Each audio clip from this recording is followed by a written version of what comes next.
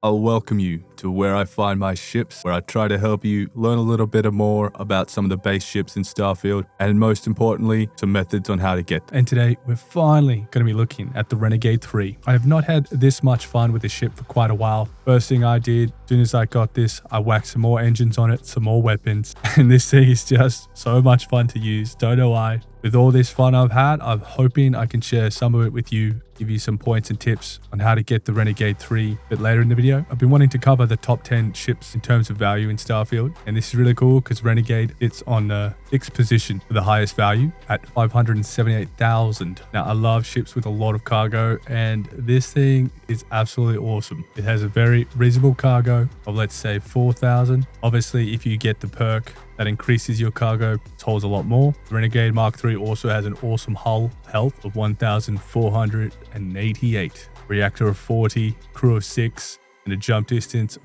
30 with a very generous shield at 1,300.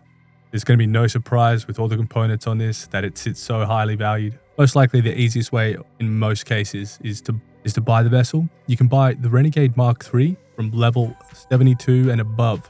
And if you want to buy the Mark II, you'll be able to buy that from your local technician at level 54. But let's have a look under the hull and see what's powering and working behind this bad boy. Well, the power source is the S40 Shared Flow Reactor. This is one out of the 2 reactors that provide a power generation of 40. The second most expensive at 81,000 with a level unlock of 57. Pretty much getting the second or third best reactor in the game straight off the bat if you can get this, which means it can really power any modifications you want to make. Moving on to the grav drive, we've got the Apollo GV300. It requires Starship Design rank 4, pretty much the second best grav drive you can get in Starfield.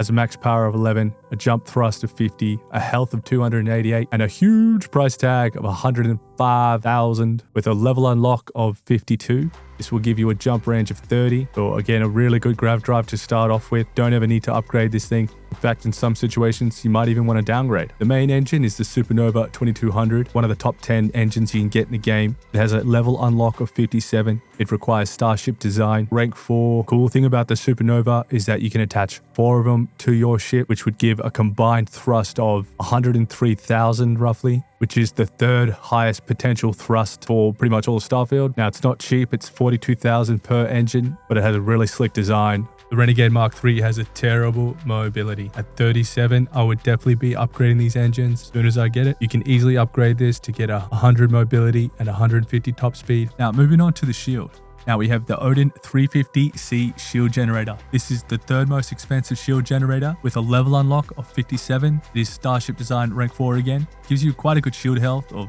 1,300 with a 5% regeneration rate, and it's an 11 power shield.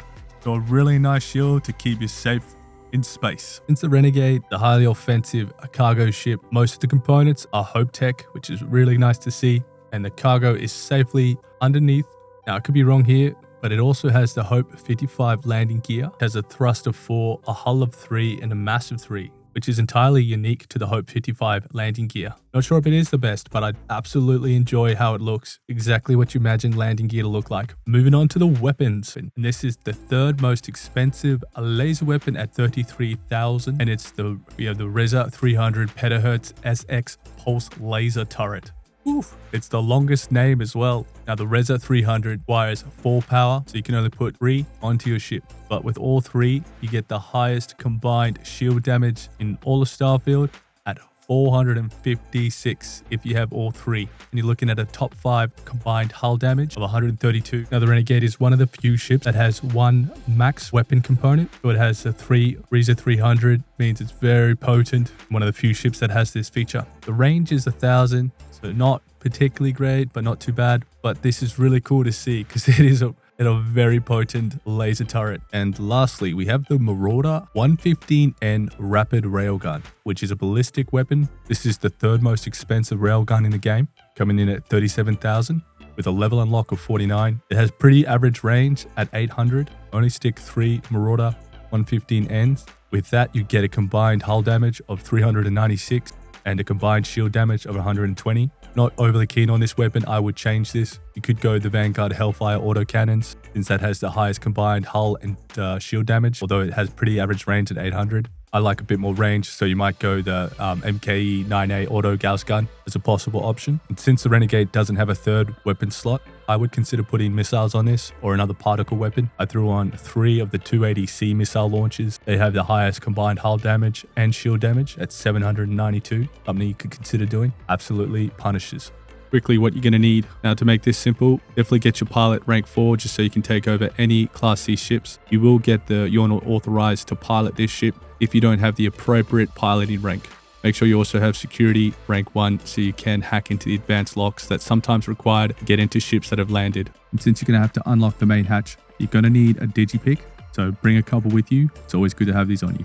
So the other thing that you're going to need to consider to get this ship, which may put this out of reach for a lot of people, is that I've been doing a lot of testing between multiple accounts, and I think I'm starting to understand a little bit better about some of the spawn pools, how it works. Now, I could be wrong. A lot more testing is required, but it does seem that your spawn pool will change depending on where you are up to in the main campaign.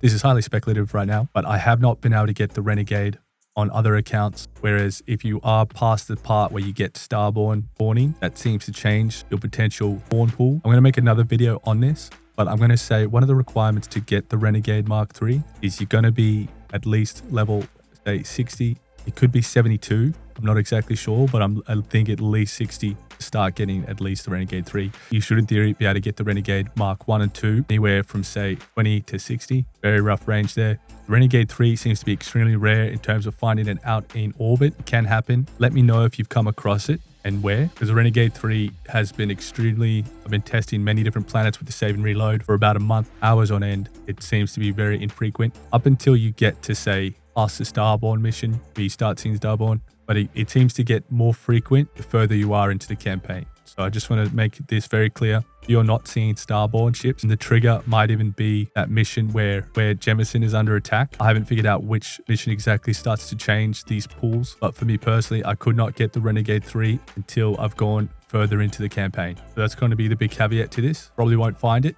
unless you are up to a certain point in the main story. And this is going to be the same for other ships as well. It seems that your spawn pool will change. Some ships will become much more common and others basically impossible to get. More testing will come. I'll make another video on this. So on the 2 accounts I tested this, the Renegade started appearing for the most part more frequently after the mission where Jemison is under attack. The more recent account that I've been testing this on, I'm up to the Power from Beyond. So basically very close to some of the last missions.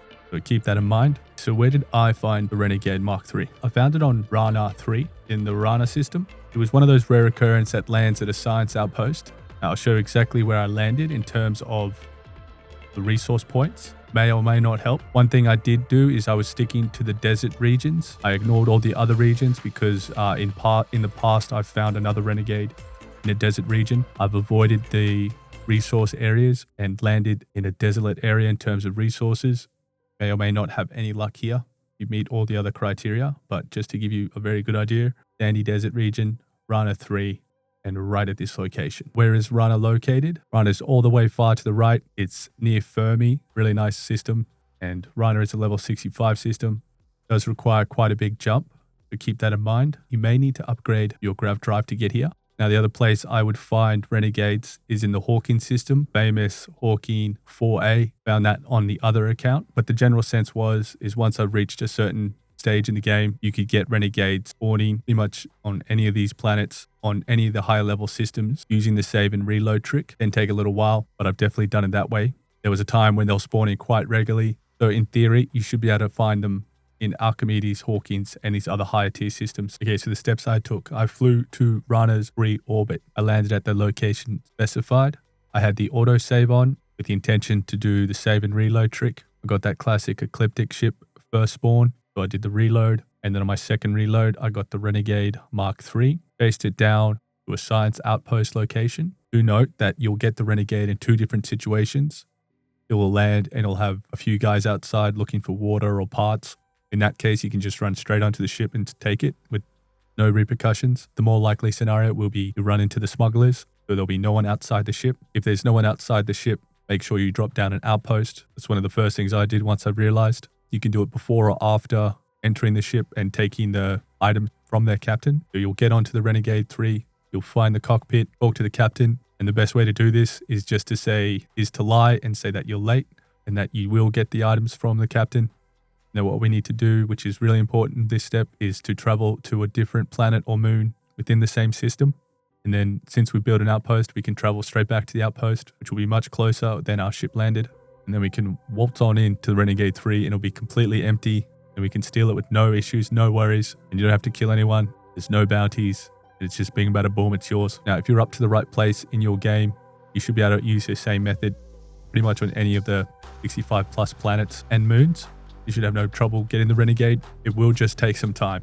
I'd spend about an hour and a half, and in other times it's been a couple hours. So do note, it can take a while. You really do need to find a good spot. Keep in mind that some areas will just never spawn these ships, so you will have to keep changing locations if you're not having any luck. But at least this will give you a rough idea of some of the things you need to think about in order to get the Renegade 3. Thank you so much for watching. If you got anything out of this, please consider liking, subscribing, and peace out to next time.